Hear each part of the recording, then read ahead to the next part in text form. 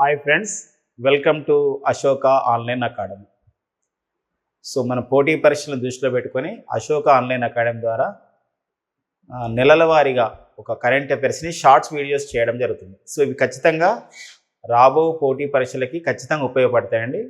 ఒక రివిజన్ లాగా కూడా ఉపయోగపడతాయి. సో ఇంపార్టెంట్ కరెంట్ అఫైర్స్ ఇందులో ఉంటాయి.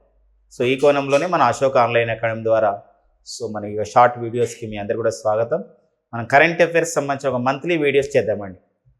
ఫస్ట్ మనకు ఒక కరెంట్ అఫైర్స్ వీడియోలో భాగంగా మనం జనవరి 2023లో జరిగినటువంటి ముఖ్యమైన ఎగ్జామ్ ఓరియంటెడ్ సంబంధించినటువంటి ఒక కరెంట్ అఫైర్స్ని ఇందులో డిస్కస్ చేద్దాం. ఓకేనండి. సో ఇక్కడ చూస్తే ఇక్కడ అంటే ఇప్పుడు అన్ని జాతీయ అంశాలు, అంతర్జాతీయ అంశాలు, తర్వాత క్రీడలు, తర్వాత సైన్స్ అండ్ టెక్నాలజీ అప్డేట్స్, ముఖ్యమైన తేదీలు, ఇలా ముఖ్యమైనవన్నీ కూడా ఓవరాల్గా మనం డిస్కస్ చేసుకునే ప్రయత్నం చేద్దాం. ఓకేనండి.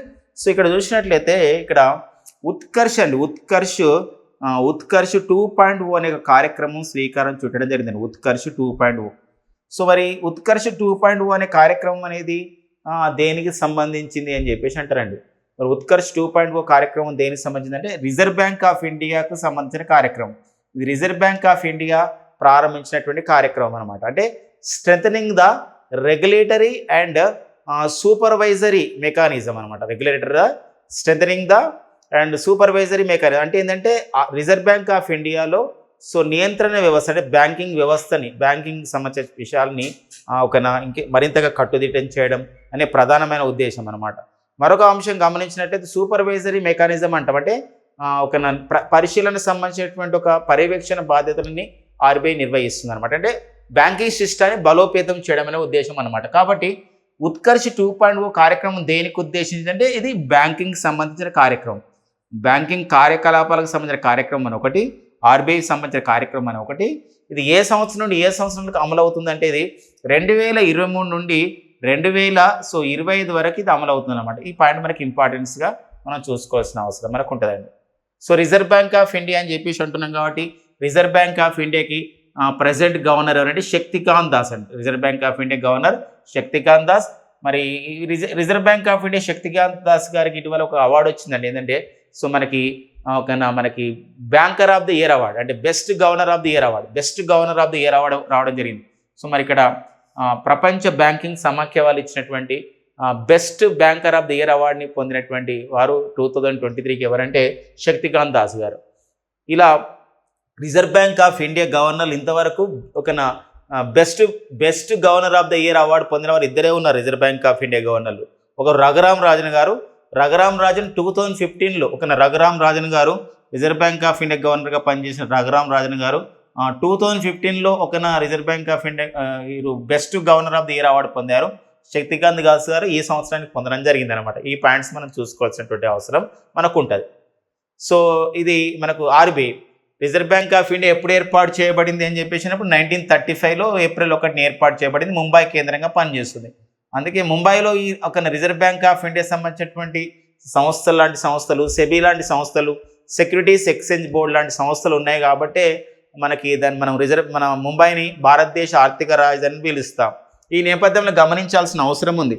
ఏంటంటే సెబీ అని చెప్పేసి అంటామండి. SEBI securities exchange board of India అని చెప్పేసి అంటాం. మరి సెబీకి తొలి మహిళా చైర్పర్సన్ ఒక నియమితులు కావడం జరిగింది. వారే మాధవీపురి బచ్ అండి. సో మాధవీపూర్ బచ్ అనేవారు సెబీకి తొలి మహిళా చైర్పర్సన్గా వీరు పనిచేస్తున్నారు అనమాట. అంటే సెబీకి సెక్యూరిటీస్ ఎక్స్చేంజ్ బోర్డ్ ఆఫ్ ఇండియాకి చైర్పర్సన్గా నియమితులైనటువంటి తొలి మహిళ వచ్చేసి ఎవరంటే మాధవీపురి బచ్. సో ఆ నేపథ్యాన్ని గమనించాల్సిన అవసరం మనకు ఉంటుంది అనమాట. ఇటీవల కాలంలో బాంబే స్టాక్ ఎక్స్చేంజ్ కూడా రికార్డు ఉంది. బాంబే స్టాక్ ఎక్స్చేంజ్ షేర్ మార్కెట్కి సంబంధించింది. బాంబే స్టాక్ ఎక్స్చేంజ్లో జరిగే షేర్ మార్కెట్ వ్యవహారాలపైన నియంత్రణ చేసే సెబీ మరి బాంబే స్టాక్ ఎక్స్చేంజ్లో ఒక రికార్డు సాధించింది. ఏంటంటే రికార్డు ఎంఆర్ఎఫ్ అనే ఒక సంస్థ. మనం ఎంఆర్ఎఫ్ అంటే వెంటనే గుర్తుకొస్తుంది ఏంటంటే టైర్ల కంపెనీ. ఎంఆర్ఎఫ్ యొక్క సంస్థ యొక్క షేర్ అనేది ₹1,00,000 దాటిందనమాట. చాలా ఇంపార్టెంట్. సో జూన్ 13, 2023 ఇటీవల కాలంలో అంటే ఇది జనవరి కరెంట్ అఫైర్స్ అయినా కూడా మొత్తం మిళితంగా చెప్తున్న సందర్భం ఉంటుంది కాబట్టి ఎంఆర్ఎఫ్ షేరు సో ₹1,00,000 దాటింది. కాబట్టి బాంబే స్టాక్ ఎక్స్చేంజ్లో దేశంలో ఫస్ట్ టైం ₹1,00,000 ఒక షేర్ మార్కెట్ ధర ఒక షేర్ వచ్చేసి ₹1,00,000 అయినటువంటి ఏ సంస్థది ఏ కంపెనీ యొక్క ఏ కంపెనీ యొక్క షేర్ అనేది ఒక షేరు ₹1,00,000 మైల్ రాయిని దాటిందంటే అది ఎంఆర్ఎఫ్ కంపెనీ అనమాట. అలాంటి నేపథ్యాన్ని కూడా చూసుకోవాల్సిన అవసరం మనకు చాలా ఎగ్జామినేషన్లో ఇంపార్టెన్స్గా మనకు ఉంటుంది. ఇక రిజర్వ్ బ్యాంక్ ఆఫ్ ఇండియా అని చెప్పేసి అంటున్నాం కాబట్టి రిజర్వ్ బ్యాంక్ ఆఫ్ ఇండియాకి సో మరి నలుగురు డిప్యూటీలో గవర్నర్తో పాటు నలుగురు డిప్యూటీ గవర్నర్లు ఉంటారు. సో రిజర్వ్ బ్యాంక్ ఆఫ్ ఇండియాలో మరి నలుగురు డిప్యూటీ గవర్నర్లు మనం చూసినట్లయితే ఒకరు మైకేల్ దేవవ్రత పాత్ర, ఎండి పాత్ర అంటే మైకేల్ దేవవ్రత పాత్ర, మహేష్ కుమార్ జైన్, ఓకేనా, మహేష్ కుమార్ జైన్. అండ్ నెక్స్ట్ వచ్చేసి ఎం రాజేశ్వరరావు. సో వీరందరూ రిజర్వ్ బ్యాంక్ ఆఫ్ ఇండియాలో డిప్యూటీ గవర్నర్లుగా పనిచేస్తున్నారు అనమాట.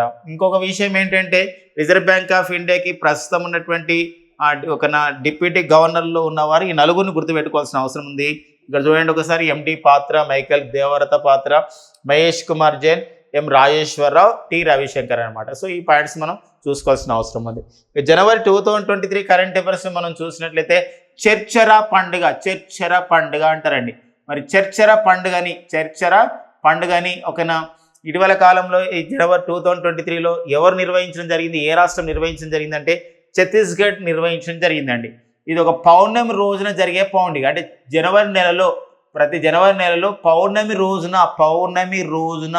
జరిగే పండుగ ఏదంటే పౌర్ణమి రోజున జరిగే పండుగ చర్చర పండుగలు. వీటి విషయంలో మనకి ఎగ్జామినేషన్లో మన బిట్స్ వస్తాయి కాబట్టి ఇప్పుడు ఓనం పండుగని ఏ రాష్ట్రం నిర్వహిస్తుంది అంటారు.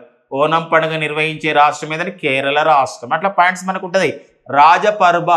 రాజపర్వ అనే ఒక పంటల పండుగ నిర్వహించే రాష్ట్రం ఏదంటారు అనేది ఒడిషా రాష్ట్రం అండి.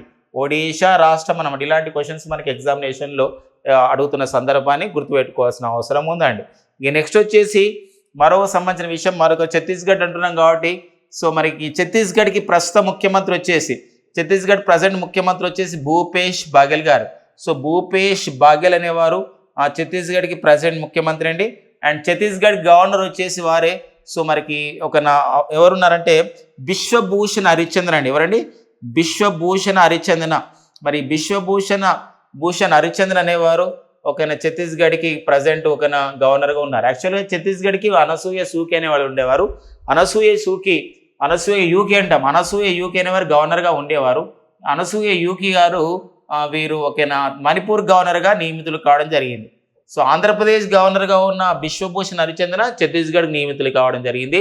మరి ఆంధ్రప్రదేశ్కి ఇప్పుడు నూతన గవర్నర్గా ఎవరు పనిచేస్తున్నారంటే నూతన గవర్నర్గా జస్టిస్ అబ్దుల్ నజీర్ అండి. జస్టిస్ అబ్దుల్ నజీర్ అనేవారు పనిచేస్తున్నారు అనమాట. సో ఆ నేపథ్యాన్ని మనం గమనించాల్సినటువంటి అవసరం, మనం గుర్తుపెట్టుకోవాల్సిన అవసరం అయితే చాలా ఉంటుంది ఎగ్జామినేషన్ పాయింట్ ఆఫ్ వ్యూలో. నెక్స్ట్ వచ్చేసి సంబంధించిన కార్యక్రమం అండి. ఇక్కడ సర్ మేడం. ఈ సర్ మేడం అనే ఉచ్చారణ మనం ఎక్కువ చేస్తాం. ఎవరైనా సార్ వాళ్ళని సర్ అంటాము, మేడం వాళ్ళని ఇట్లా అంటూ ఉంటాం మహిళల్ని. మరి అలాంటప్పుడు ఈ సర్ మేడం అంటే టీచర్స్ కూడా వాడతాం కదా. టీచర్స్ ఈ ఉపాధ్యాయులని అయినా అనుకోండి, ఉపాధ్యాయుల నుంచి సర్ కానీ మేడం కానీ వలుకుతాం. కానీ కేరళ బాలల హక్కుల కమిషన్, కేరళ రాష్ట్రంలో ఉన్నటువంటి బాలల హక్కుల కమిషన్ ఏం చేసిందంటే బాలల హక్కుల కమిషన్ ఇక్కడ ఈ సర్ మేడం అనేది బ్రిటిష్ వారి కాలంలో వాడినటువంటి పదాలు కాబట్టి ఈ టీచర్స్ని అంటే ఉపాధ్యాయుల్ని సర్ లేదా మేడం అని చెప్పేసి అనకూడదు. మనం వాళ్ళని ఏమని పిలవాలంటే టీచర్ అని పిలవండి, సర్ మేడం వద్దు అని చెప్పేసి కేరళ బాలల హక్కుల కమిషన్ సంబంధించినటువంటి తీర్పును ఇవ్వడం జరిగింది. ఒక ఆదేశాలు జారీ చేయడం జరిగింది.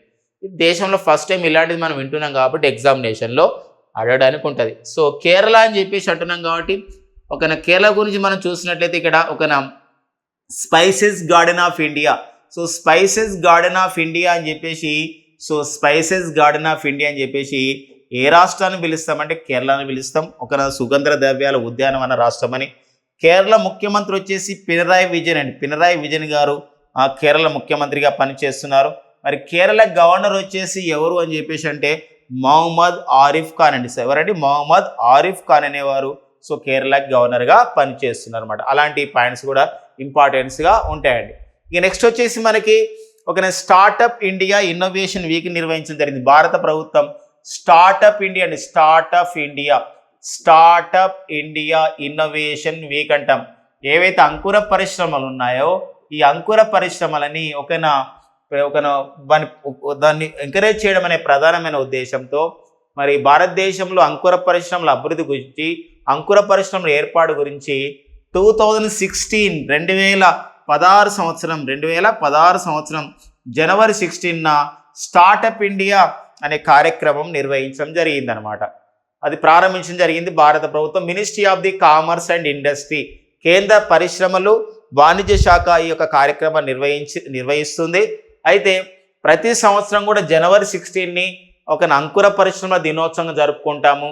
అంతేకాకుండా జనవరి 10 నుండి 16 2023లో ఇక స్టార్టప్ ఇన్నోవేషన్ వీక్ను కూడా నిర్వహించడం జరిగింది. ఇది పాయింట్ మనకి ఇంపార్టెంట్. ఈ స్టార్టప్ ఇండియా అనేది ఏ రోజు ప్రారంభించింది? 2016 జనవరి 16 ప్రారంభించారు. మరి స్టార్టప్ ఇండియా కార్యక్రమం అనేది ఏ కేంద్ర మంత్రిత్వ శాఖ కిందికి వస్తుందంటే ministry of the commerce and industry, కేంద్ర పరిశ్రమలు వాణిజ్య శాఖ. ప్రజెంట్ కేంద్ర పరిశ్రమలు వాణిజ్య శాఖ మంత్రిగా పనిచేస్తున్న వారు ఎవరండి? వారే పీయూష్ గోయల్ అండి. ఎవరండి? పీయూష్ గోయల్ గారు కేంద్ర పరిశ్రమలు వాణిజ్య శాఖ మంత్రిగా పనిచేస్తున్నారు అనమాట. సో ఆ పాయింట్స్ని గుర్తుపెట్టుకోవాల్సిన అవసరం అయితే మనకు ఉంటుందండి. సో ఈ నెక్స్ట్ వచ్చేసి మనకి ఇంకొక విషయం మనం గమనించాల్సిన అవసరం ఉంది. సో ఏంటి అంటే ఇక్కడ ఎంవి గంగవిలాస్ అని చెప్పేసి ఒక సంబంధించినటువంటి ఒక పర్యాటక సంబంధించినటువంటి నౌక అండి. ఇది ఫస్ట్ టైం అనమాట మన భారతదేశంలో ఒక నది తీర ప్రాంతంలో ఒక పర్యాటకాన్ని పెంపొందించడానికి ఎంవి గంగవిలాస్ని ప్రారంభించడం జరిగింది. దేశంలో తొలి నది పర్యాటక నౌక. ఇది జనవరి 13న స్టార్ట్ అయింది. ఈ నౌక జనవరి 13న 2023న స్టార్ట్ అయింది అండ్ ఫిబ్రవరి 28 2023న ఎండ్ అయింది. ఇది ఎక్కడంటే వారణాసి నుండి దిబ్రూగఢ్ వరకు. దిబ్రూగఢ్ అంటే ఎక్కడ ఫ్రెండ్స్? అది దిబ్రూగఢ్ అంటే ఇది మనకి ఏంటంటే అస్సాంలోని దిబ్రూగఢ్ వరకు, అంటే సుమారుగా ఈ నది తీర ఆధారితంగా 3200 కిలోమీటర్లు ప్రయాణిస్తుందండి. సో మరి ఈ నది తీర ఆధారితంగా ఇది మనకు సక్సెస్ కావడం అయితే జరిగింది. ఎంవి గంగా విలాస్ అనే నౌక అనమాట. ఇది ఒక ఇంపార్టెన్స్ నది. మన భారతదేశంలో తొలి నది పర్యాటక నౌక ఇటీవల న్యూస్లో ఉంది. అది ఏది అన్నప్పుడు అది ఎంవి గంగా విలాస్ అనే నౌక అనమాట. సో ఆ పాయింట్ని మనం చూసుకోవాల్సిన అవసరం మనకు ఉంటుంది. నెక్స్ట్ వచ్చేసి జోషిమఠ్ అనే ప్రాంతం మనకు న్యూస్లో ఉందండి. ఈ జోషిమఠ్ అనే ప్రాంతం న్యూస్లో ఉండడానికి కారణం ఏంటంటే ఈ ప్రాంతం భూమి కుచించుకపోయింది. ఇది కుచించుకపోయేసరికి మొత్తం అక్కడ ఇళ్ళన్నీ కూడా డ్యామేజ్ అయిపోయిన సందర్భం ఉంది. బ్రేకేజ్ వచ్చినాయి. వెంటనే అది ఒక విపత్తుగా ప్రకటించే సమయం అయిపోయింది. సామాజిక వేదికలలో చాలా అయింది. అందుకే వెంటనే నేషనల్ డిజాస్టర్ మేనేజ్మెంట్ యాక్ట్ ప్రకారం సామాజిక వేదికలో నిలుపుదల చేశారు. అలాంటి భూమి కుచించుకుపోయే విషయాలు చూపించొద్దని వెంటనే నేషనల్ డిజాస్టర్ మేనేజ్మెంట్ వాళ్ళు, నేషనల్ రిమోట్ సెన్సింగ్ సెంటర్ వాళ్ళు అండ్ నెక్స్ట్ వచ్చేసి సెంట్రల్ బిల్డింగ్ రీసెర్చ్ ఇన్స్టిట్యూట్ వాళ్ళు అక్కడ పరిశోధన చేసి ఏది సబ్సిడెన్సీ జోన్గా ఉంది. సబ్సిడెన్సీ జోన్ ఇది ఉత్తరాఖండ్లోని ఈ ప్రాంతం అనేది సబ్సిడెన్సీ జోన్స్ కిందకి వస్తుంది. ఈ సబ్సిడెంట్ జోన్ అనేది ఇలానే కొంచుకుపోతుంది కాబట్టి అని చెప్పి ఒక సంబంధించినటువంటి ఒక పరిశోధన చేయడం జరిగిందనమాట. ఈ పాయింట్ మనం చూసుకోవాల్సిన అవసరం మనకు ఉంటుందండి. ఇది ఉత్తరాఖండ్లోని చమోలి జిల్లాలో ఈ యొక్క జోషిమఠ్ ప్రాంతం అనేది ఉంటుంది. కాబట్టి ఇటీవల కాలంలో జోషిమఠ్ అనే ప్రాంతంలో భూమి కుచించుకపోయింది. ఇది ఏ రాష్ట్రంలో ఉంది అని చెప్పేసి అంటే ఉత్తరాఖండ్ రాష్ట్రంలో ఉంది. ఉత్తరాఖండ్లో రూర్కీ ప్రాంతం కూడా ఈ సందర్భంగా న్యూస్లో ఉంది. అక్కడ సిబిఆర్ఏ అనే సంస్థ ఉందండి. సిబిఆర్ఏ అంటాం. సిబిఆర్ఏ అంటే అర్థం ఏంటంటే సెంట్రల్ బిల్డింగ్ రీసెర్చ్ ఇన్స్టిట్యూట్ అండి. సెంట్రల్ బిల్డింగ్ రీసెర్చ్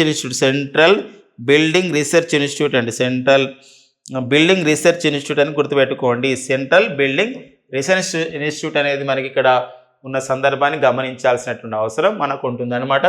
సో ఇది రూర్కీలో ఉందన్నమాట. ఎందుకోసం అంటే సంస్థలు ఎక్కడ ఉన్నాయో కూడా అడుగుతున్న సందర్భం ఉంటుంది. ఇప్పుడు నేషనల్ ఫారెస్ట్ అకాడమీ ఉంది. Indira Gandhi national forest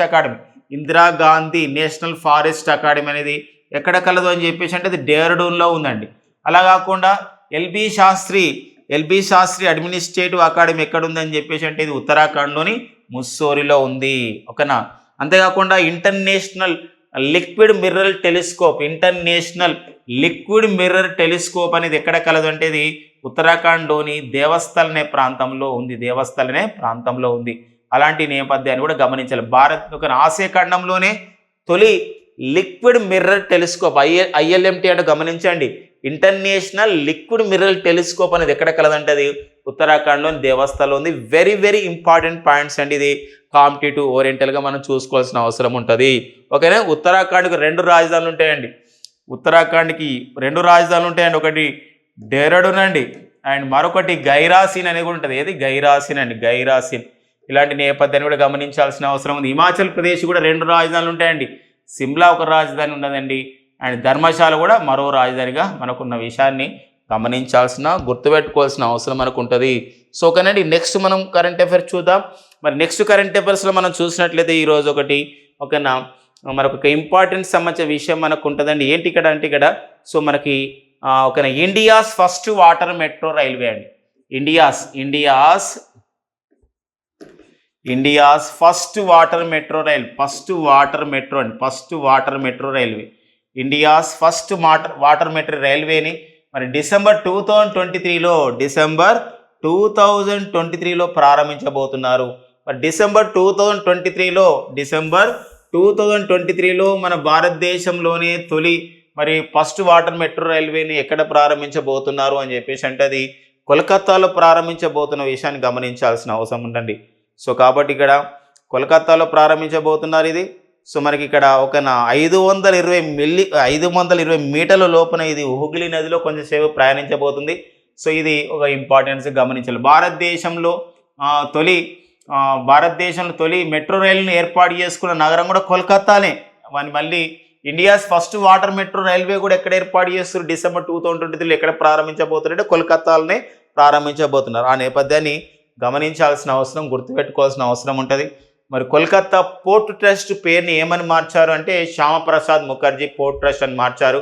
కోల్కతాని city of the palaces అని చెప్పేసి కూడా పిలుస్తారన్నమాట. సో అలాంటి పాయింట్స్ కూడా గుర్తుపెట్టుకోవాల్సిన అవసరం మనకి ఉంటుంది అనమాట. ఇక నెక్స్ట్ వచ్చేసి మనకి మరో సంబంధించిన విషయాన్ని మనం గమనించినట్లయితే ఇక్కడ సో ఇక్కడ ఒక ఇంపార్టెన్స్గా మనం చూసుకోవాల్సిన అవసరం మనకు ఉంటుందండి. సో ఇది ఒక జాగ్రఫికలో కరెంట్ జాగ్రఫీ పాయింట్ ఆఫ్లో ఒక ఇంపార్టెంట్ ఉంది. ఏంటి కరెంట్ జాగ్రఫీ పాయింట్ ఆఫ్లో ఇంపార్టెంట్ అంశం అంటే Sunni dam hydro electric project అండి. ఏదండి Sunni dam hydro electric project అని చెప్పేసి అంటామండి. Hydro electric project. మరి Sunni dam hydro electric project అనేది ఉండదు అనమాట. ఇది ఒక డ్యామ్ అన్నమాట. ఇది ఒక డ్యామ్ నిర్మిస్తున్నారు. ఇది సన్నీ అనే ప్రాంతంలో, అందుకే సన్నీ డ్యామ్ హైడ్రో ఎలక్ట్రిక్ అంటే అర్థం ఏంటంటే నీటి ద్వారా ఏం చేస్తారంటే విద్యుత్తును కూడా ఉత్పత్తి చేసే ఒక ప్రాజెక్ట్ అనమాట. మరి ఇది ఎక్కడ ఏర్పాటు చేస్తారంటే హిమాచల్ ప్రదేశ్లో ఏర్పాటు చేస్తున్నారు. హిమాచల్ ప్రదేశ్లో ఏర్పాటు చేస్తున్నటువంటి ఈ Sunny dam hydro electric project అనేది సో 382 మెగావాట్ల విద్యుత్తును ఉత్పత్తి చేయబోతుంది అనమాట. ఇది కేంద్ర మంత్రి మండలి ఈ ప్రాజెక్టు విషయం పైన ఏంటంటే ఆమోదం తెలిపింది అనమాట. అంటే ఇది ప్రారంభించబడలేదండి. కేంద్ర మంత్రి మండలి యూనియన్ సంబంధించిన యూనియన్ క్యాబినెట్ వాళ్ళు ఏం చేశారంటే దీన్ని ఆమోద ముద్ర వేయడం జరిగింది అనమాట. అంటే నిర్మించండి అని చెప్పేసి. కాబట్టి సన్నీ డ్యామ్ హైడ్రో ఎలక్ట్రిక్ ప్రాజెక్ట్ని కేంద్ర మంత్రి మండలి ఏర్పాటుకు ఆమోదించింది. ఇది ఏ రాష్ట్రంలో ఉంది? హిమాచల్ ప్రదేశ్లో ఉంది. ఎన్ని మెగావాట్ల విద్యుత్ ఉత్పత్తి చేయబోతుంది? 382 మెగావాట్లు. ఏ నది పైన నిర్మిస్తున్నారు ఇది అంటే ఇది సట్లెజ్ నది పైన నిర్మిస్తున్నారు అనే విషయం గమనించండి. సో హిమాచల్ ప్రదేశ్ అని చెప్పేసి అన్నప్పుడు వెంటనే మనం గుర్తుకొచ్చే అంశం అండి. సో అక్కడ ముఖ్యమంత్రి సుఖ్వీందర్ సింగ్ సుఖు అండి. ఎవరండి? సుఖ్వీందర్ సుఖు అనేవారు. గుర్తుపెట్టుకోండి, సుఖ్వీందర్ సింగ్ సుఖు అనేవారు ఎవరండి? హిమాచల్ ప్రదేశ్ సంబంధించిన ముఖ్యమంత్రి అండి. మరో అంశం గమనించాల్సిన అవసరం ఉంది. హిమాచల్ ప్రదేశ్లో ఇటీవల కాలంలో మన న్యూస్లో ఉంది కాంగ్రా టీ అండి. ఏది కాంగ్రా టీ మనకు చాలా న్యూస్లో ఉంది. Very very very important competitive point of view Kangra tea. ఇటీవల కాలంలో కాంగ్రా టీ అంటే గతంలోనే GI ట్యాగ్ వచ్చింది దీనికి. మన ministry of the commerce and industry అంటే కేంద్ర పరిశ్రమలు వాణిజ్య శాఖ చేత ఇది GI ట్యాగ్ వచ్చింది 2005లోనే. కానీ GI ట్యాగ్ పొందినటువంటి కాంగ్రా టీకి యూరోపియన్ యూనియన్ వాళ్ళు కూడా GI ట్యాగ్ ఇవ్వడం జరిగింది అనమాట. ఈ కాంగ్రా టీకి అనమాట. ఇది హిమాచల్ ప్రదేశ్లో పేరుగాంచింది. ఇదే కాంగ్రా అనే ప్రాంతం ఉంటుంది. కాంగ్రా టీ అక్కడ ఉత్పత్తి అవుతుంది. కాంగ్రా జిల్లా కూడా ఉంటుంది హిమాచల్ ప్రదేశ్లో. ఇదే కాంగ్రా జిల్లాకు చెందినటువంటి ఒక అమ్మాయి ఉంది. ఆమె పేరు అంజలి శర్మ.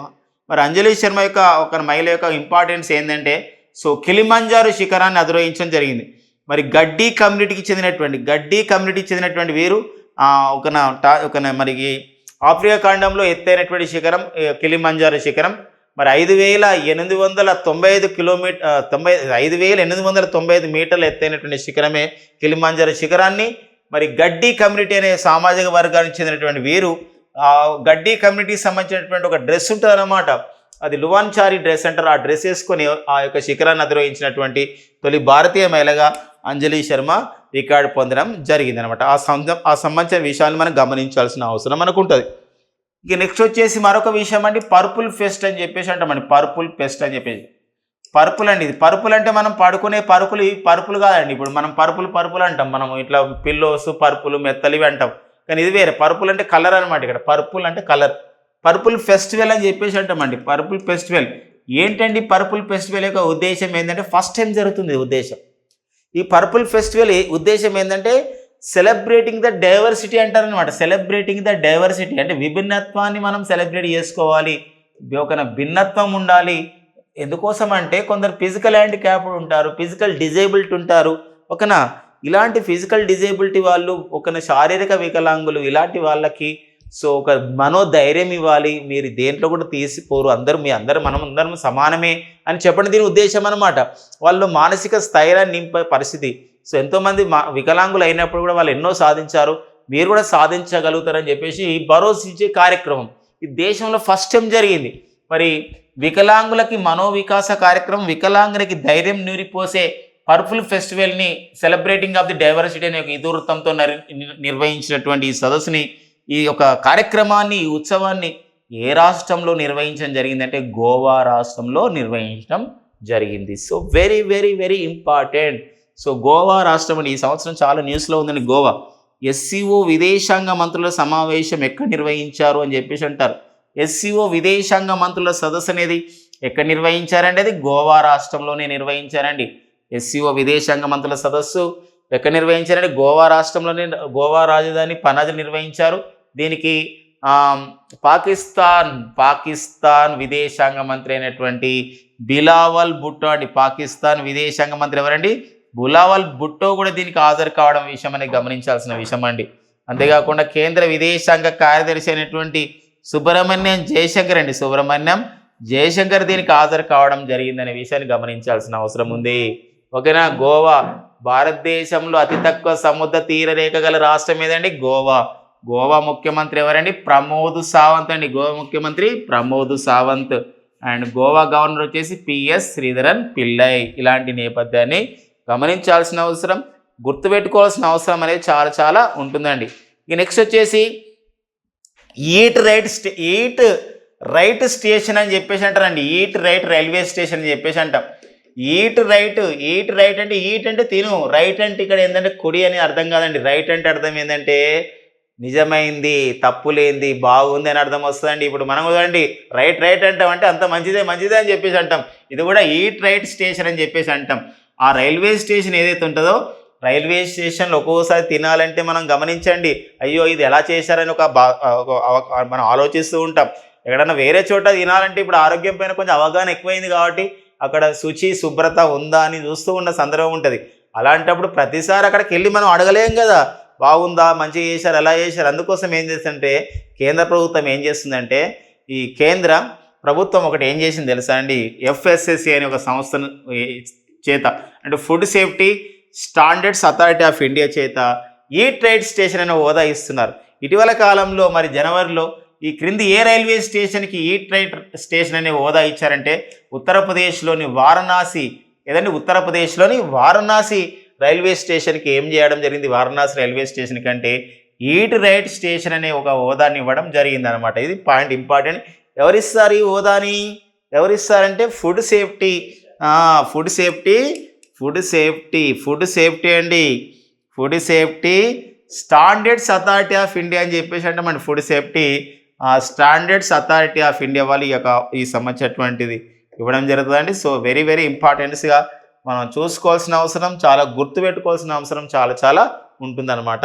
ఈ నెక్స్ట్ వచ్చేసి ఇంకొక విషయం గమనించాల్సిన అవసరం ఉంది.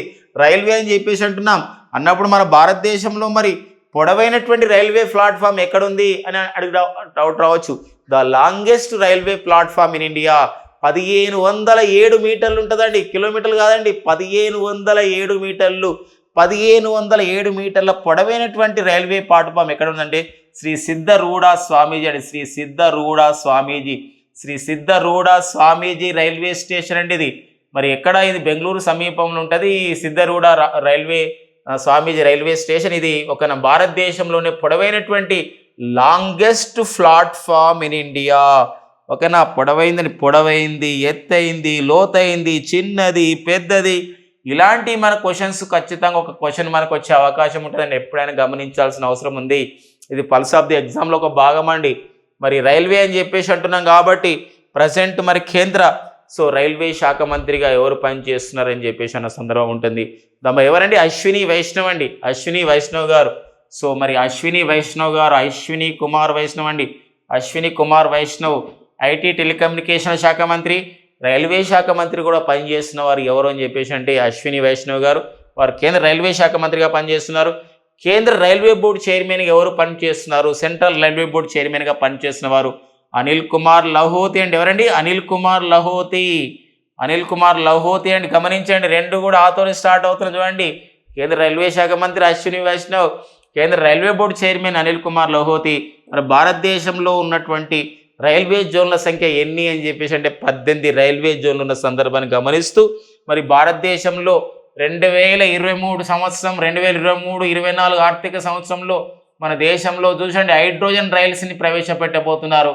మన కేంద్ర బడ్జెట్ కూడా చెప్పారు ఎన్ని హైడ్రోజన్ రైలుని ప్రవేశపెడుతుంది మన కేంద్ర ప్రభుత్వం అంటే 35 హైడ్రోజన్ రైలును పెట్టబోతున్నారు. ప్రపంచంలోనే బాగా గమనించాలి ఫ్రెండ్స్, ఇక్కడ ప్రపంచంలోనే హైడ్రోజన్ ఫ్యూయల్ ట్రైన్స్, ప్రపంచంలో హైడ్రోజన్ ఇంధనంతో నడిచే ట్రైన్స్ అనేది ఎక్కడ ప్రారంభించబడ్డాయి? ప్రపంచంలో తొలిసారిగా అన్నప్పుడు అది జర్మనీ దేశంలో ప్రారంభించబడ్డ విషయాన్ని గమనించాల్సిన అవసరం ఉంది. జర్మనీలో 14 హైడ్రోజన్ ఇంధనంతో నడిచే ట్రైన్లు ఉన్నాయి. హైడ్రోజన్ ఇంధనాన్ని ఏమని పిలుస్తున్నారు ఫ్రెండ్స్ అంటే ఇక్కడ హైడ్రోజన్ ఇంధనాన్ని ఏమని పిలుస్తున్నారంటే 21st సెంచరీ ఫ్యూయల్ అండి, 21వ శతాబ్దపు ఇంధనము, 21వ శతాబ్దపు ఇంధనము 21st సెంచరీ ఫ్యూయల్ అని చెప్పేసి దేని పిలుస్తున్నామంటే ఇక్కడ హైడ్రోజన్ ఇంధనాన్ని పిలవడం జరుగుతుంది. హైడ్రోజన్ ఇంధనాన్ని 21వ శతాబ్ద ఇంధనంగా పిలవడం జరుగుతుంది. ఒక వెరీ వెరీ ఇంపార్టెన్స్గా మనం చూసుకోవాల్సిన అవసరం కాంపిటేటివ్ ఎగ్జామ్కి ఉంటుంది అనమాట. ఇక నెక్స్ట్ వచ్చేసి మరొక విషయం మనకి ఈ సందర్భంగా గుర్తుపెట్టుకోవాల్సిన అవసరం మనకు ఉంటుందండి ఇక్కడ. ఏంటి అంటే రైజ్, ఇక్కడ చాలా ఇది అబ్రివేషన్స్ వస్తాయి మన కాంపిటేటివ్ ఎగ్జామ్లు గమనించాలి. కొన్ని ఏరియాస్ ఉంటాయి కదా అబ్రివేషన్స్ మనకి ఇంపార్టెంట్. రైజ్ అని చెప్పేసి అంటాం, సన్ రైజింగ్ అంటాం. ఇక్కడ రైజ్ అనే కార్యక్రమాన్ని ఒక స్పిరిచువల్ సంస్థ, ఒక ఆధ్యాత్మిక సంస్థ ప్రారంభించిందండి. ఫ్రెండ్స్ మనందరూ కూడా తెలుసు బ్రహ్మకుమారిస్ అని చెప్పేసి అంటాం. బ్రహ్మకుమారిస్ అండ్ భారత ప్రభుత్వం సంయుక్తంగా మనకి రాజస్థాన్లోని మౌంట్ అబు అని చెప్పేసి అంటాం కదండి, మనకు అది అరవలి మౌంటైన్ రేంజెస్లో ఉంటుంది. మరి అక్కడ దిల్వారా టెంపుల్స్ కూడా ఉంటాయని చెప్పేసి మన హిస్టరీ సార్ చెప్తారు. మరి అలాంటి సందర్భంలో మరి ఒక రైజ్ అనే కార్యక్రమాన్ని ఏ యొక్క మనకి స్పిరిచువల్ ఆర్గనైజేషన్ ఒక ఆధ్యాత్మిక సంస్థ ప్రారంభించిందంటే బ్రహ్మకుమారి సంస్థ. మరి దీని యొక్క ఉద్దేశం ఏంటంటే rising India through the spiritual empowerment. Rising India అండి, రైజింగ్ ఇండియా ఒక త్రూ స్పిరిచువల్ ఎంపవర్మెంట్ అండి, త్రూ స్పిరిచువల్ ఎంపవర్మెంట్ అని చెప్పేసి అంటామా అండి, spiritual empowerment. Very very important అండి. అబ్రివేషన్ పరంగా ఎవరు స్టడీ చేశారు ఈ రైజ్ అనే కార్యక్రమాన్ని అంటే బ్రహ్మకుమారిస్ వాళ్ళని. ఎవరండి? బ్రహ్మకుమారిస్ వాళ్ళు. ఎక్కడ ప్రారంభించారు? భారత ప్రభుత్వంతో దీనికి మద్దతు కూడా ఇచ్చిందన్నమాట. ఎందుకోసం అంటే ఇలాంటిది స్పిరిచువల్ ఇంపార్టెంట్ ఆధ్యాత్మికంగా అనే విషయంలో. ఇది మౌంట్ అబు అనే ప్రాంతంలో దీని యొక్క ప్రధాన కార్యాలయం అనేది ఉంటుంది. ఇది ఎక్కడ ఉంటుంది అంటే రాజస్థాన్లో ఉంటుందండి. రాజస్థాన్ అండి భారతదేశంలో. బ్లైండ్నెస్ అంటే ఏంటంటే దృష్టి నివారణ లేకుండా చేయడం. బ్లైండ్లెస్ అంటే దృష్టి లేకుండా చేయడం, దృష్టి లేకుండా అంటే దృష్టి లోపాలు లేకుండా చేయడం అన్నమాట బ్లైండ్నెస్. ఇప్పుడు మన తెలంగాణ రాష్ట్రంలో కంటి వెలుగు కార్యక్రమం ప్రారంభమైంది. దాని యొక్క ఉద్దేశం అదే. ఇలా భారతదేశంలో బ్లైండ్నెస్ పాలసీని ఒక దృష్టి నివారణ గురించి బ్లైండ్నెస్ పాలసీని తీసుకొచ్చినటువంటి తొలి రాష్ట్రం రాజస్థానే. అహింస విధానాలు పాటించాలని చెప్పేసి ఆ శాఖని తీసుకొచ్చినటువంటి రాష్ట్రం కూడా రాజస్థాన్ అండి. రాజస్థాన్ ముఖ్యమంత్రి వచ్చేసి ఎవరు తెలుసా అండి? అశోక్ గెహ్లట్. ఎవరండి? అశోక్ గెహ్లట్ రాజస్థాన్ ముఖ్యమంత్రిగా ఉన్నారు. రాజస్థాన్ గవర్నర్ వచ్చేసి ఎవరంటే వాళ్ళే కల్రాజ్ మిశ్రా. రాజస్థాన్ గవర్నర్ కల్రాజ్ మిశ్రా. గుర్తుపెట్టుకోవాలి మై డియర్ ఫ్రెండ్స్. ఇక్కడ ఏంటంటే Jammu Kashmir and Rajasthan 2 states very very important. భారతదేశంలో ఇటీవల కాలంలో ఈ క్రింది ఏ రాష్ట్రంలో లిథియం లిథియం అనే ఒక సంబంధించినటువంటి ఏదైతే మనకు ఒక ఖనిజం ఉందో, లిథియం సంబంధించినటువంటి ఖనిజాలు ఇక్కడ నిక్షేపాలు ఎక్కడ బయటపడ్డాయి అని చెప్పేసి అంటే that is in Jammu Kashmir and Rajasthan. ఎందుకు ఉపయోగిస్తారు my dear friends lithium ion ఎందుకు యూజ్ చేస్తారంటే ఇది విద్యుత్ వాహనాల బ్యాటరీ అండి. విద్యుత్ వాహనాలకు సంబంధించినటువంటి బ్యాటరీ తయారీలో దీన్ని యూజ్ చేయడం అనేది జరుగుతుంది. మరి విద్యుత్ వాహనాల బ్యాటరీ తయారు చేయడంలో ఒక లిథియం అనే అయాన్ని దాన్ని యూజ్ చేసిన సందర్భం ఉంటుంది. ఎందుకోసం అంటే భారతదేశంలో మనం చూసినట్లయితే విద్యుత్ వాహనాల తయారీని మరియు వినియోగాన్ని ప్రోత్సహించడానికి ఫేమ్ ఇండియా అనే కార్యక్రమాన్ని తీసుకురావడం జరిగింది. 2015లో ఫేమ్ ఇండియా ఫస్ట్ ఫేజ్ తీసుకొచ్చారు అండ్ ఫేమ్ ఇండియా రెండో భాగం 2019లో తీసుకురావడం జరిగింది. ఫేమ్ ఇండియా భారతదేశంలో విద్యుత్ వాహనాల తయారీ అండ్ విద్యుత్ వాహనాల వినియోగాన్ని ఎంకరేజ్ చేయడమే ఫేమ్ ఇండియా కార్యక్రమం యొక్క ఉద్దేశం. మరి ఈ ఫేమ్ ఇండియా కార్యక్రమంలో భాగంగా దాని యొక్క అబ్రివేషన్ మనం చూసుకోవాల్సిన అవసరం ఉందండి. ఫేమ్ ఇండియా అనగా faster adoption of the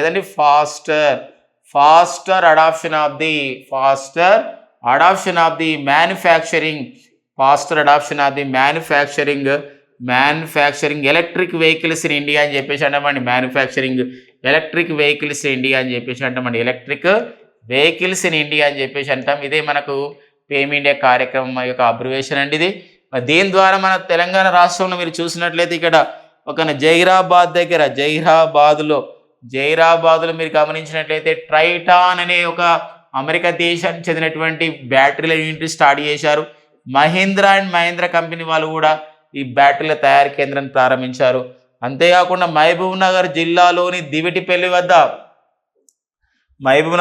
Divitipalli వద్ద అమరాన్ అనే సంస్థ అండి, అమర్ రాజా బ్యాటరీ వాళ్ళ అమరాన్ అనే సంస్థ చేత కూడా ఈ విద్యుత్ వాహనాల బ్యాటరీ యూనిట్ని ప్రారంభించిన విషయాన్ని ఈ సందర్భంగా ఖచ్చితంగా గుర్తుపెట్టుకోవాల్సిన అవసరం అయితే ఉంటుందండి. ఇక నెక్స్ట్ మనం చూసినట్లయితే ఇక మరో సంబంధించిన కార్యక్రమాన్ని మనం చూద్దాం.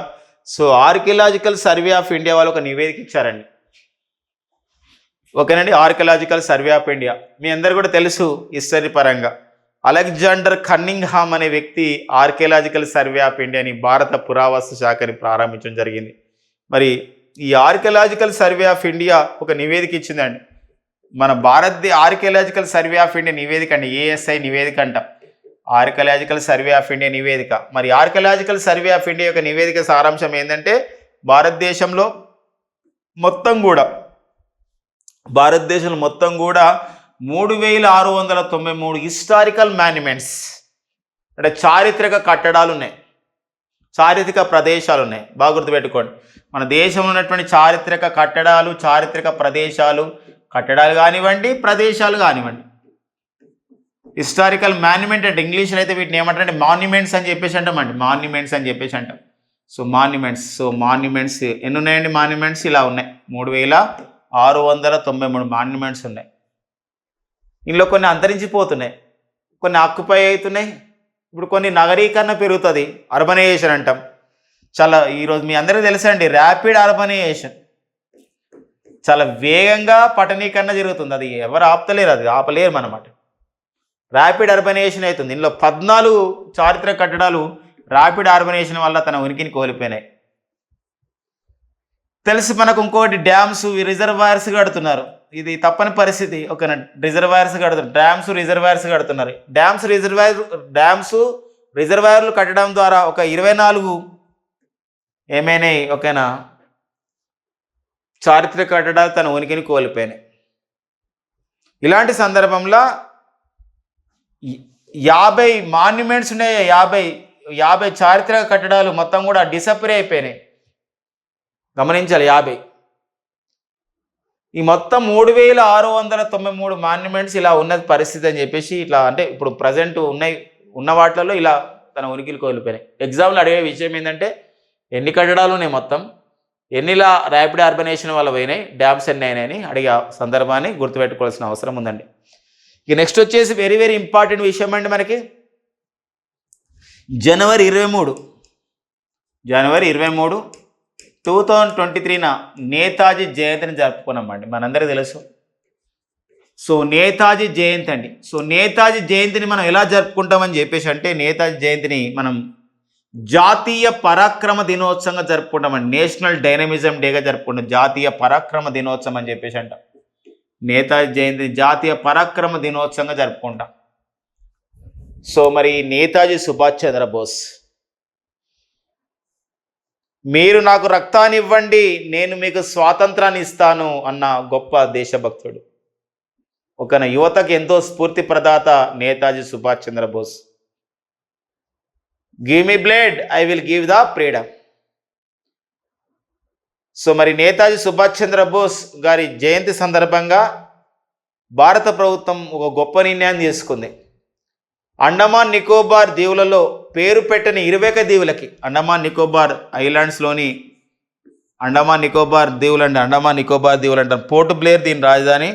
అండమాన్ నికోబార్ దీవులలోని పేరు పెట్టని 21 దీవులకి సో ఎవరి పేరు పెట్టడం జరిగిందంటే నేతాజీ జయంతి సందర్భంగా ఓకేనా పరమవీర చక్ర అవార్డు గ్రహీతల పేరు పెట్టడం జరిగిందండి. ఇది ఒక చారిత్రక విషయంగా చెప్పుకోవచ్చు. పరమవీర చక్ర ఓకేనా, పరమవీర చక్ర అండి, పరమ వీర చక్ర సో సంబంధించినటువంటి ఒక గ్రహీతల పేర్లు అనమాట.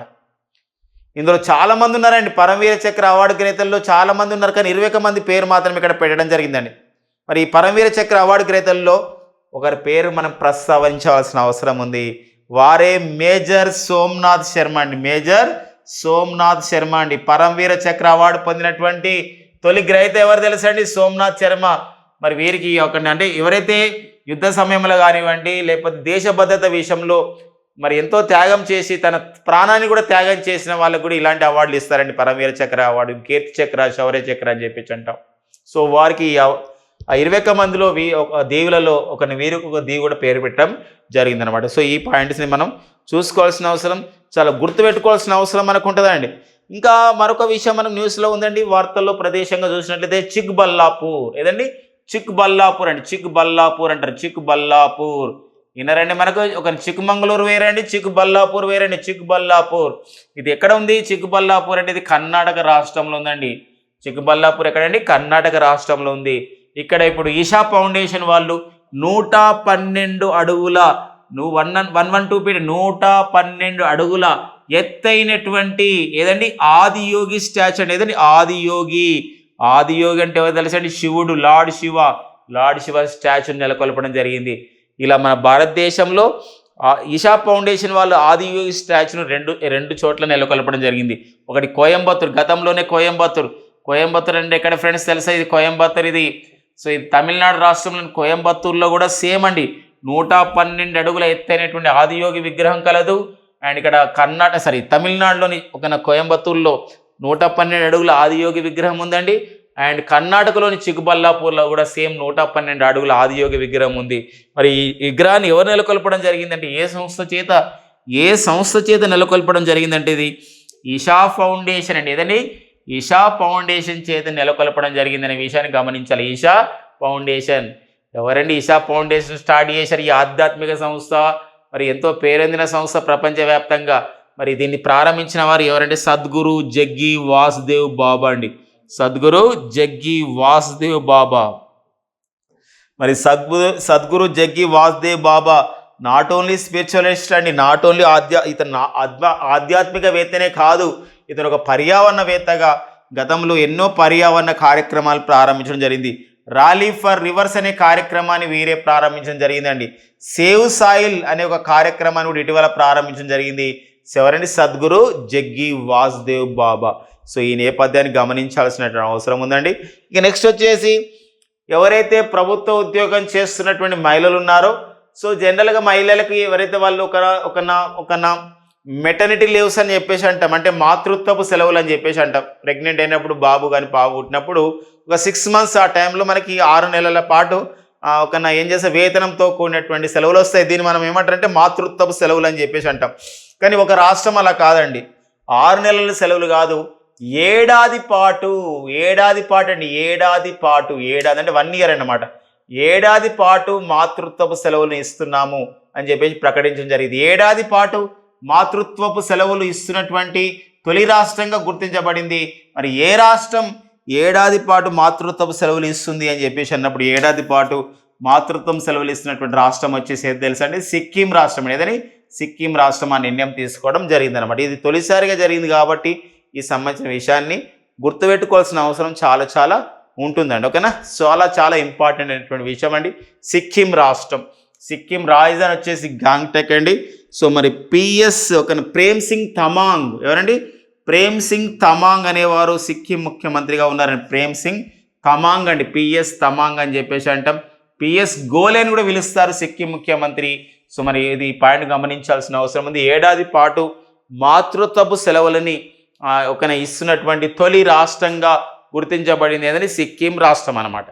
నెక్స్ట్ వచ్చేసి ఫ్రెండ్స్ మనకి జనవరి 31 ఇంపార్టెంట్ అండి. ఇది జాతీయ మహిళా కమిషన్ ఏర్పాటు చేసిన రోజు ఏదంటే జనవరి 31. కాబట్టి జనవరి 31 జాతీయ మహిళా కమిషన్ యొక్క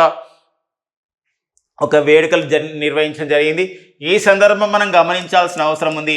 NCW అని చెప్పేసి అంటే జాతీయ మహిళా కమిషన్, ఇంగ్లీష్లో అయితే చూడండి నేషనల్ కమిషన్ ఆన్ ఉమెన్ అని చెప్పేసి అంటాం. నేషనల్ కమిషన్ ఆన్ ఉమెన్ అని చెప్పేసి అంటాం. నేషనల్ కమిషన్ ఆన్ ఉమెన్, జాతీయ మహిళా కమిషన్. మరి జాతీయ మహిళా కమిషన్కి ప్రజెంట్ చైర్మన్గా ఎవరు పనిచేస్తున్నారు? నేషనల్ కమిషన్ ఆన్ ఉమెన్ జాతీయ మహిళా కమిషన్ చైర్మన్గా పనిచేస్తున్న వారు వచ్చేసి ఎవరండి? వారు రేఖా శర్మ అండి. జాతీయ మహిళా కమిషన్ చైర్మన్గా పనిచేస్తున్న సందర్భం గమనించాలి. మరి జాతీయ BC commission, national commission on the backward classes, మరి జాతీయ బీసీ కమిషన్కి ఎవరు చైర్మన్గా పనిచేస్తున్న సందర్భం ఉంది? సో అన్సురామ్ అండి, అన్సురామ్ గంగారాం హైర్ అండి. అన్సురామ్ గంగారాం హైర్ అనేవారు మరి జాతీయ బీసీ కమిషన్కి వీరు చైర్మన్గా పనిచేసిన సందర్భం ఉంటుంది. అండ్ జాతీయ ST commission, national commission on the scheduled tribes అండి. జాతీయ మరి ఎస్టీ కమిషన్ అంట, నేషనల్ ఎస్టీ కమిషన్. మరి జాతీయ ఎస్టీ కమిషన్కి ఎవరు చైర్మన్గా పనిచేస్తున్నారని చెప్పేసి అంటారండి. So very important. ఎవరంటే హర్ష చౌహాన్. హర్ష చౌహాన్ అనేవారు పనిచేస్తున్న సందర్భం. హర్ష చౌహాన్ అనేవారు జాతీయ ఎస్టీ కమిషన్గా పనిచేస్తున్నారు. అండ్ జాతీయ ఎస్సీ కమిషన్ చైర్మన్గా ఎవరు పనిచేస్తున్నారంటే విజయ్ సాంప్లా అండి. ఎవరండి? విజయ్ సాంప్లా అనేవారు దీనికి పనిచేస్తున్న సందర్భం గమనించాల్సిన అవసరం ఉంది. ఇలా కొన్ని వస్తాయన్నమాట ఇలా areas. National human rights commission, NHRC. మరి జాతీయ మనకు ఏమంటారంటే మానవ హక్కుల కమిషన్ అని చెప్పేసి అంటాం. జాతీయ మానవ హక్కుల కమిషన్ చైర్మన్గా ఎవరు పనిచేస్తున్నారు అని చెప్పేసి అంటే జస్టిస్ AK మిశ్రా, అరుణ్ కుమార్ మిశ్రా పనిచేస్తున్న సందర్భాన్ని గమనించాలి. అండ్ NGT అనగా నేషనల్ గ్రీన్ ట్రిబ్యునల్ అంటాం. జాతీయ హరిత ట్రిబ్యునల్ అంటాం. పర్యావరణ చట్టాలను అమలు చేసే ఒక బాధ్యతను తీసుకుంటుంది. మరి ఈ నేషనల్ గ్రీన్ ట్రిబ్యునల్కి ప్రజెంట్ చైర్మన్ ఎవరంటే ఆదర్శ కుమార్ గోయల్ అండి. AK గోయల్, జస్టిస్ ఆదర్శ కుమార్ గోయల్ అనేవారు ఉన్నారన్నమాట. సో ఈ సందర్భాన్ని ఇలా గుర్తుపెట్టుకోవాల్సిన అవసరం అయితే చాలా ఉంటున్న సందర్భం గమనించండి. ఇక నెక్స్ట్ వచ్చేసి మనకి వయనాడ్ జిల్లా ఇది వయనాడ్ జిల్లా కూడా మనకు న్యూస్లో ఉందండి. వయనాడ్ జిల్లా అండి. ఈ వయనాడ్ జిల్లా అనేది ఎక్కడ కలదు అని చెప్పేసి అంటే ఇది వయనాడ్ ప్రాంతం అంటే కేరళలో కలదండి. ఏముంది ఇంపార్టెన్స్ అంటే వయనాడ్ జిల్లాలో ఉన్నటువంటి ప్రతి ట్రైబల్ కమ్యూనిటీ, ప్రతి ట్రైబల్ కుటుంబానికి, ప్రతి ట్రైబల్ ఫ్యామిలీకి వాళ్ళ గుర్తింపుకు సంబంధించినటువంటి ఒక సర్టిఫికేషన్ ఇవ్వడం జరిగింది. భారతదేశంలో ఒక రాష్ట్రంలో ఒక జిల్లాలో ఎవరైతే ట్రైబల్ కమ్యూనిటీస్ ఉంటారో, గిరిజన వాళ్ళు ఉంటారో వాళ్ళకి ఒక గుర్తింపు కార్డుని ఇచ్చినటువంటి తొలి జిల్లాగా గుర్తించబడింది వయనాడ్ జిల్లా. అది కేరళలో కలదు. అంటే మన రాహుల్ గాంధీ గారు కూడా ఇక్కడి నుండి గెలుపొందడం జరిగిందండి యాక్చువల్గా. కానీ వీరు సూరత్ కోర్టు ఇచ్చిన తీర్పు మేరకి వాళ్ళు డిస్క్వాలిఫై కావడం జరిగింది. అనర్హత వేటు వేయడం జరిగింది లోకసభ సభ్యుడిగా. ఆ విషయాన్ని కూడా గమనించాల్సిన అవసరం ఉంది. సో ఆ విషయం గమనించాల్సిన అవసరం చాలా ఉందండి. Basic document to the all tribal people అని చెప్పేసి ఉందన్నమాట. బేసిక్ డాక్యుమెంట్స్ అనమాట. ఆల్ ట్రైబల్ పీపుల్ అంటే ప్రతి ట్రైబల్ పీపుల్కి వయనాడ్ జిల్లాలో ఒక బేసిక్ సర్టిఫికేట్ అనేది ఇవ్వడం జరిగింది. Akshaya big campaign for the document digitization కార్యక్రమంలో భాగంగా ఇలా ఇవ్వడం అయితే జరిగిన సందర్భాన్ని గుర్తుపెట్టుకోవాల్సిన అవసరం అయితే చాలా ఉన్నదండి. ఇక నెక్స్ట్ వచ్చేసి మనకి ఫ్రెండ్స్ మనందరూ కూడా తెలుసు 74వ భారత గణతంత్ర దినోత్సవాలండి. మరి 74వ భారత గణతంత్ర దినోత్సవాలు మరి ఎంత గొప్పగా మనకి నిర్వహించుకోవడం జరిగింది. జనవరి 26న 2023న న్యూఢిల్లీ నిర్వహించడం జరిగింది. ఒకప్పుడు దాన్ని రాజ్పథ్ రోడ్ అనేవాళ్ళం, ఇప్పుడు పేరు మార్చారండి. ఆ రాజ్పథ్ రోడ్ నుండి దాన్ని ఏమని మార్చారంటే కర్తవ్య పద్ అని, కర్తవ్య పదని కర్తవ్య పదగా పేరు మార్చడం అయితే జరిగింది. 74వ భారత గణతంత్ర దినోత్సవం నిర్వహించడం జరిగింది. మరి రాజ్పథ్ రోడ్ అనే వాళ్ళ ఢిల్లీలో ఎప్పుడు ఈ వేడుకలు నిర్వహించే ప్రాంతం ఇప్పుడు కర్తవ్య పదగా మార్చడం జరిగింది. సో ఫ్రెండ్స్ గమనించాలి, ఈ 74వ భారత గణతంత్ర దినోత్సవం ఇతివృత్తం ఏంది, ఏ యొక్క ఇతివృత్తంతో నిర్వహించడం జరిగింది అంటే నారీ శక్తి అని, నారీ శక్తి మహిళల సంబంధించిన ఒక ప్రాధాన్యతతో ఇవ్వడం జరిగింది. ఇక్కడ ఒక నారీ శక్తి అనే ఇతివృత్తంతో నిర్వహించడం జరిగింది. సో అంతేకాకుండా ఈ నారీ శక్తి కార్యక్రమం ఇచ్చారు కాబట్టి మొత్తం కవాతు నిర్వహించినప్పుడు, ఆ యొక్క మార్చ్ ఫాస్ట్ నిర్వహించినప్పుడు అందరూ కూడా బృందాలకు, అందరూ కూడా ట్రూప్స్కి అందరూ కూడా మహిళలే నేతృత్వం వహించడం జరిగింది అనమాట. ఇదే నారీ శక్తి. ఇందులో మరి సిఆర్పిఎఫ్ సైన్యం కవాతు నిర్వహించినప్పుడు సిఆర్పిఎఫ్కు చెందినటువంటి సిఆర్పిఎఫ్ అంటే సెంట్రల్ రిజర్వ్ పోలీస్ ఫోర్స్ చెందినటువంటి పూనం గుప్తా నాయకత్వం వహించడం జరిగింది ఆర్మీకి. అదే నౌకాదళం, అదే నావీ వాళ్ళు ఉన్నప్పుడు దిశామృత్ అని చెప్పేసి ఒక సంబంధించినటువంటి ఒక మహిళా అధికారి ఒక నావీ తరపున నావీ సిబ్బందికి ఆ విధంగా నేతృత్వం వహించడం జరిగింది. అదే ఎయిర్ ఫోర్స్ తరపున అయితే మనం గమనించినట్లయితే సింధూరెడ్డి చేతన శర్మ అండి, సింధూరెడ్డి అండ్ చేతన శర్మ, సింధూరెడ్డి అండ్ చేతన శర్మ అందరూ కూడా ఎయిర్ ఫోర్స్ తరపున ఒక భారత బృందానికి ఈ కవాతులో నేతృత్వం వహించడం జరిగింది అనమాట. ఈ నేపథ్యాన్ని గమనించాల్సిన అవసరం, చాలా గుర్తుపెట్టుకోవాల్సిన అవసరం మనకు ఉంటుందండి. సో ఈ సందర్భంగా గమనిస్తే సిఆర్పిఎఫ్ అని చెప్పేసి అంటున్నాం కాబట్టి సెంట్రల్ రిజర్వ్ పోలీస్ ఫోర్స్ అంటున్నాం. మరి సెంట్రల్ రిజర్వ్ పోలీస్ ఫోర్స్కి డైరెక్టర్ జనరల్గా ఎవరు పనిచేస్తున్నారని చెప్పేసి అంటే, సో గమనించండి ఎవరండి, సుజయ్ లాల్ థౌసన్ అండి. ఎవరండి, సుజయ్ లాల్ థౌసన్ అనేవారు సెంట్రల్ బాగా గమనించాలి, సెంట్రల్ రిజర్వ్ పోలీస్ ఫోర్స్కి డైరెక్టర్ జనరల్గా నియమితులైన వారు ఎవరు అని చెప్పేసి అంటే సుజయ్ లాల్ థౌసన్ అండి. ఎవరండి, సుజయ్ లాల్ థౌసన్ అనేది ఇంపార్టెన్స్గా గుర్తుపెట్టుకోవాల్సిన అవసరం ఉంది. ఎందుకోసం అంటే ఇలాంటి అడుగుతారండి. ఇప్పుడు బిఎస్ఎఫ్ ఉంది, బార్డర్ సెక్యూరిటీ ఫోర్స్కి కొత్త డైరెక్టర్ జనరల్గా ఎవరు నియమితులు కావడం జరిగిందని నితిన్ అగర్వాల్ అనేవారు సో బార్డర్ సెక్యూరిటీ ఫోర్స్కి నూతన డైరెక్టర్ జనరల్గా నియమితులు కావడం జరిగిందని బిఎస్ఎఫ్ అని చెప్పేసి అంటాం, బార్డర్ సెక్యూరిటీ ఫోర్స్ అని చెప్పేసి అన్న సందర్భం గమనించాల్సిన అవసరం ఉంది. ఇక నావీ అంటున్నాం, మరి ప్రజెంట్ మన భారత ప్రధాన నావికాధికారిగా పనిచేసిన వారైతే అడ్మిరల్ ఎవరండి, admiral R Harikumar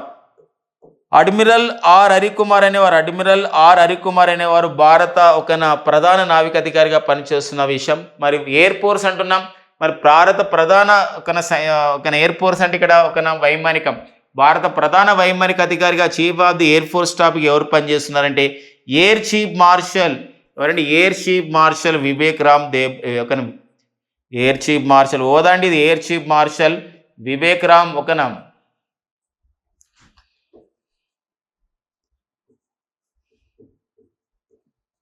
so Vivek Ram అండి air chief marshal.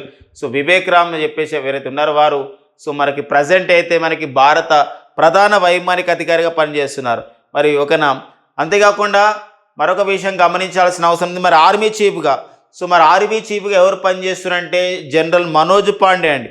So general Manoj Pandey అనేవారు ఆర్మీ చీఫ్గా పనిచేస్తున్న సందర్భం గమనించాలి.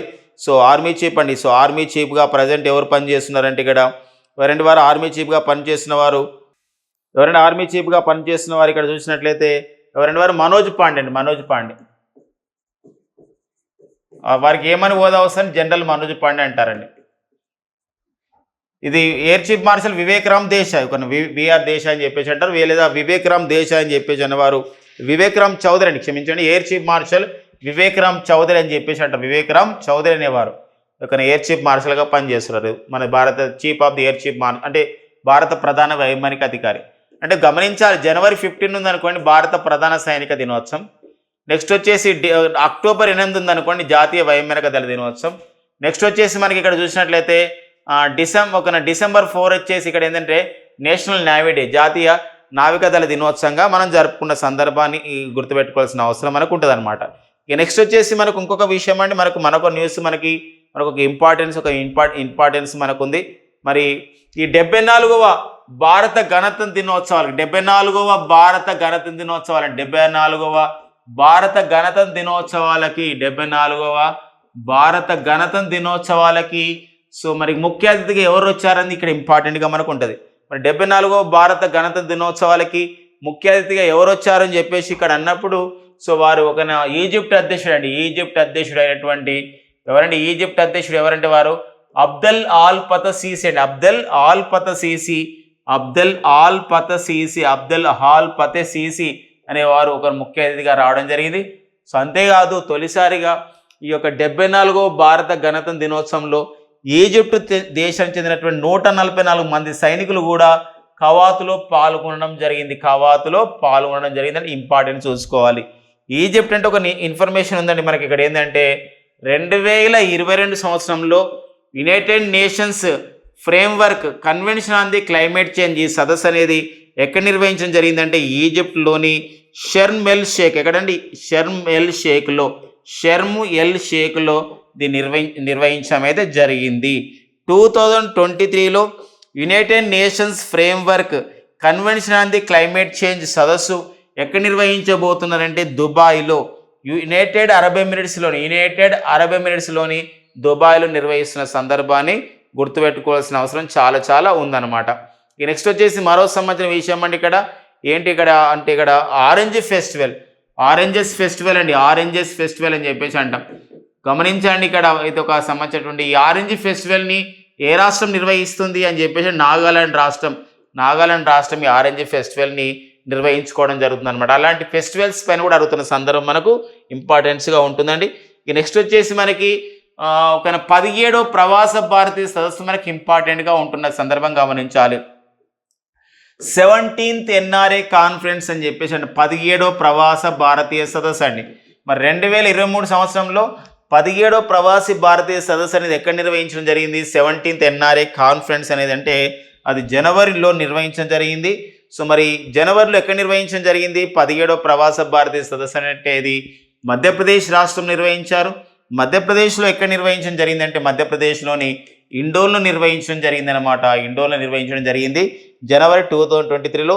ఏమని ఇతివృత్తంతో నిర్వహించడం జరిగింది అంటే diaspora reliable partners for the India's progress in Amritkaal అండి. ఇంపార్టెంట్గా గుర్తుపెట్టుకోవాలి ఈ యొక్క థీమ్ అనమాట. డయాస్పోరా ఒక సమేత వేదిక, డయాస్పోరా రిలయబుల్ పార్ట్నర్స్ ఒక నమ్మకమైన పార్ట్నర్స్ అండి. రిలయబుల్ పార్ట్నర్స్ అంటే భాగస్వాములు. Reliable partners for the India's progress భారతదేశం అభివృద్ధి కావాల్సిన అవసరం ఉంటుంది. ఎందుకోసం అంటే ప్రోగ్రెస్ ఇన్ ఇది ఏ కాలం అంటే ఇది అమృతకాలం అనగా భారతదేశ స్వాతంత్రానికి 75 సంవత్సరాలు అయిన సందర్భం. అంతేకాకుండా 2047 సంవత్సరం నాటికి 100 సంవత్సరాలు అవుతున్న సందర్భం ఉంది. ఏదైతే ఈ యొక్క కాలంలో మరింతగా అభివృద్ధి చెందాల్సిన అవసరం ఉన్న సందర్భం ఉంది. కాబట్టి ఒక reliable partners for the India's progress in Amritkaal అనే ఒక ఇతివృత్తంతో నిర్వహించడం జరిగింది. మరి దీనికి చీఫ్ గెస్ట్గా దీనికి ముఖ్య అతిథిగా ఎవరు వచ్చారు? మరి 17వ ప్రవాస భారతీయ సదస్సుకి చీఫ్ గెస్ట్గా ఎవరు రావడం జరిగింది అని చెప్పేసి అన్నప్పుడు వారు 17వ ప్రవాస భారతీయ సదస్సుకి చీఫ్ గెస్ట్గా వచ్చిన వారు ఎవరు అని చెప్పేసి అంటే వారు గమనించాలండి. వారు మొహమ్మద్ ఇర్ఫాన్ ఆలీ రావడం జరిగింది. మరి మొహమ్మద్ ఇర్ఫాన్ ఆలీ అనేవారు ఎవరు అని చెప్పేసి అంటే వీరు గయానా దేశ అధ్యక్షుడు రావడం జరిగింది. అంతేకాకుండా ఈ యొక్క ఓకేనా మరి చీఫ్ గెస్ట్గా వీరు వస్తే మరి ఇదేసారి 17వ ప్రవాస భారతీయకి ఒక ప్రత్యేకమైన అతిథి ముఖ్య అతిథి వీరండి. ప్రత్యేకమైన అతిథి అండి. స్పెషల్ గెస్ట్గా మరొకరు తీసుకురావడం జరిగింది. వారే చంద్రికా పర్సాద్ సంతోఖి అండి. మరి చంద్రికా పర్సాద్ సంతోఖిని ఆ విధంగా తీసుకురావడం జరిగింది. వీరు ఎవరంటే సురినామ్ దేశ అధ్యక్షుడు అయినటువంటి చంద్రికా పర్సాద్ సంతోఖి అనేవారు. సో 17వ ప్రవాస భారతీయ సదస్సుకి ఒక ప్రత్యేక అతిథిగా రావడం జరిగింది. చీఫ్ గెస్ట్గా వచ్చిన వారైతే మొహమ్మద్ ఇర్ఫాన్ ఆలీ. మరొక విషయం గమనించాలి. మరి 17వ ప్రవాస భారతీయ సదస్సులో మరి వివిధ దేశాలు ఉన్నటువంటి ప్రవాస భారతీయులకి వారు చేసిన సేవలకు గాను 27 మందికి ప్రవాసీ భారతీయ సమ్మాన్ పురస్కారాలు అంటారండి. ఇదండి ఈ PBSP ప్రవాసీ భారతీయ సమ్మాన్ పురస్కారాలని అందించడం జరిగింది. ఎంతమంది ఇక్కడ ఇంపార్టెంట్ అండి.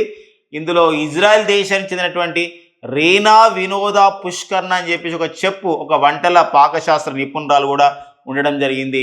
సో వీరు ఇజ్రాయెల్ దేశంలో అంటే మన భారతీయురాలే ఇజ్రాయెల్ దేశంలో వీరు తందూరి రెస్టారెంట్ నిర్వహిస్తున్నారు. వీరు కూడా ప్రవాసీ భారతీయ సమ్మాన్ పురస్కారాన్ని ఇవ్వడం జరిగిందనమాట. ఇక నెక్స్ట్ వచ్చేసి మరికొంత సమాచారం మనం చూసినట్లయితే క్రొయేషియా మనకు న్యూస్లో ఉందండి. క్రొయేషియా సో జనవరి 1, 2023న యూరోపియన్ యూనియన్కి సంబంధించినటువంటి యూరో కరెన్సీ ఏదంటే యూరో కరెన్సీని అమల్లోకి తెచ్చినటువంటి 20వ దేశం 20వ ఐరోపా దేశంగా గుర్తించబడింది క్రొయేషియా. యాక్చువల్గా ఫ్రెండ్స్ గమనించాల్సిన అవసరం ఉంది. యూరోపియన్ యూనియన్లో మొత్తం చూసినట్లయితే 27 సభ్య దేశాలు ఉంటాయి.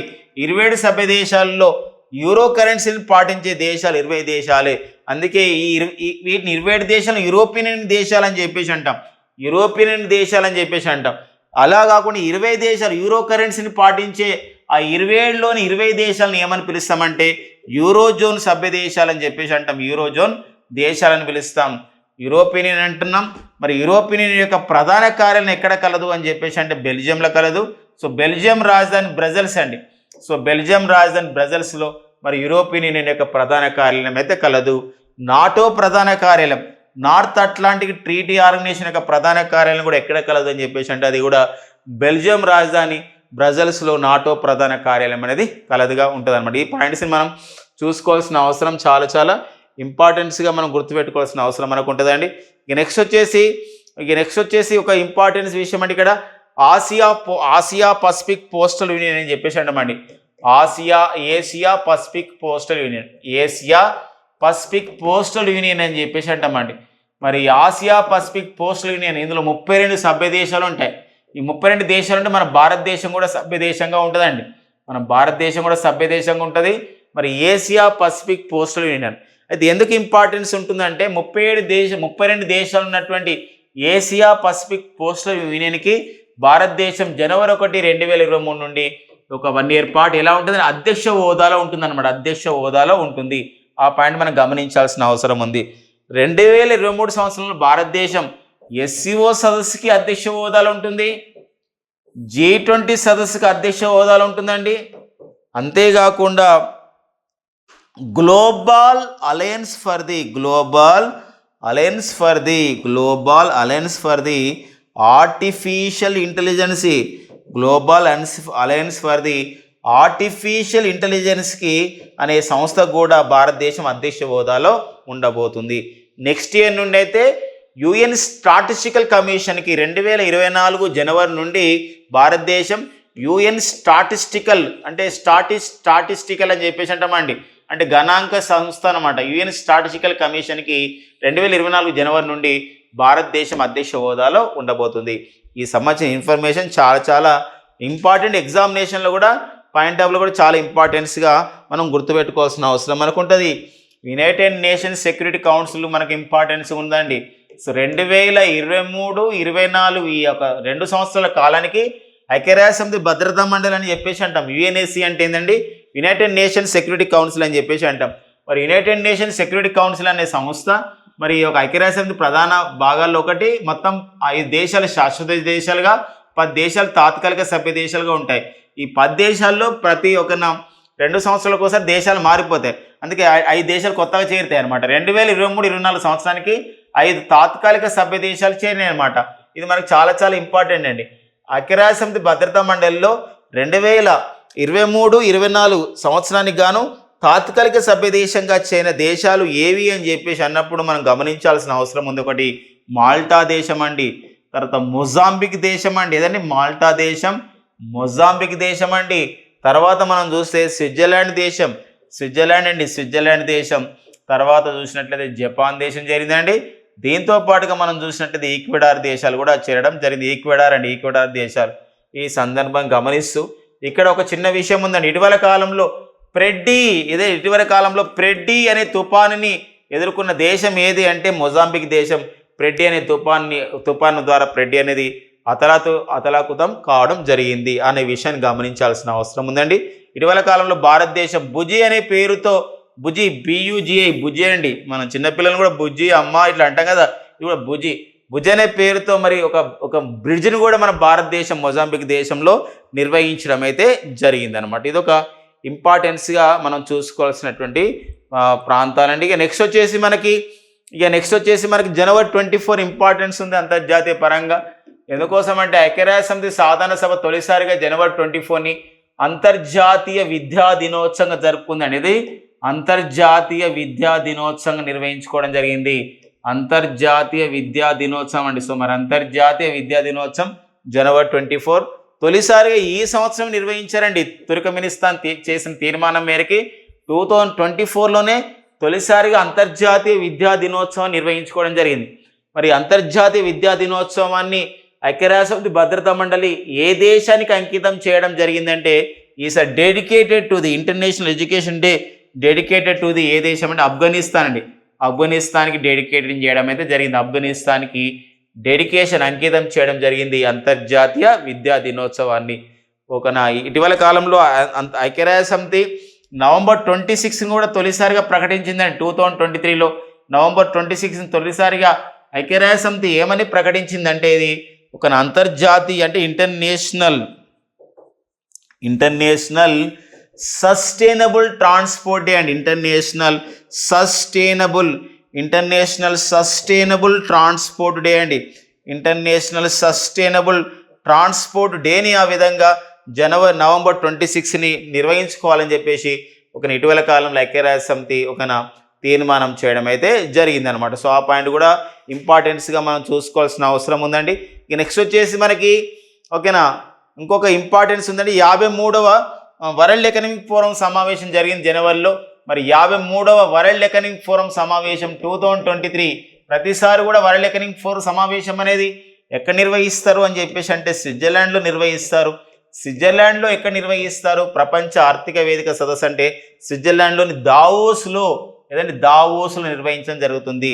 మరి ప్రపంచంలో పెట్టుబడులని ఆకర్షించడానికి, పెట్టుబడులని కావాలని చెప్పేసి ప్రదర్శించడానికి అంతర్జాతీయ వేదికగా వరల్డ్ ఎకనామిక్ ఫోరం అనేది సమావేశం జరుగుతూ ఉంటుందన్నమాట. మరి ఈ వరల్డ్ ఎకనామిక్ ఫోరం సమావేశం స్విట్జర్లాండ్లోని దావోస్లో జనవరిలో జరిగింది. మరి ఈ నేపథ్యంలో అక్కడ ఏ ఇతివృత్తంతో జరిగింది అనేది ఇంపార్టెంట్ అండి. ఏ ఇతివృత్తంతో జరిగిందంటే cooperation in a fragmented world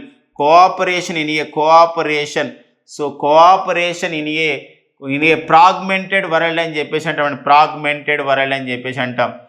cooperation in a fragmented world అని చెప్పేసి అంటామండి. సో అది ఇతివృత్తంతో నిర్వహించుకోవడం జరిగింది. Cooperation in a fragmented world అనే ఇతివృత్తంతో ఈ అంతర్జాతీయ వరల్డ్ ఎకనామిక్ ఫోరం సమావేశం జరిగింది. సో కేంద్ర మంత్రులు అశ్విని వైష్ణవ్ గారు, మన్సుఖ్ మాండవీయ గారు, స్మృతి ఇరానీ, ఆర్కే సింగ్, ఏక్నాథ్ షిండే, మనకు రాష్ట్రాల ముఖ్యమంత్రులైనటువంటి మహారాష్ట్ర ముఖ్యమంత్రి ఏక్నాథ్ షిండే అండ్ అప్పటి కర్ణాటక ముఖ్యమంత్రి బిఆర్ బొంబాయి, ప్రజెంట్ అయితే కర్ణాటక ముఖ్యమంత్రి మనకి సిద్ధరామయ్య గారు ఉన్నారు.